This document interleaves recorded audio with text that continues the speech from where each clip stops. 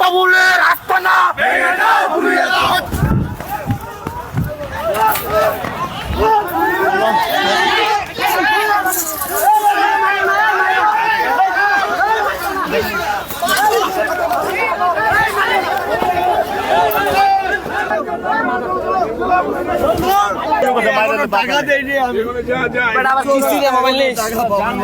কেন আসছিলেন আপনি এখানে? আমি আসছিলাম হাজিরা দিতে, আমার কোর্টের হাত হয়ে গেছে, আমার মামলা আছে, আমি হাজিরা দিতে আসছিলাম।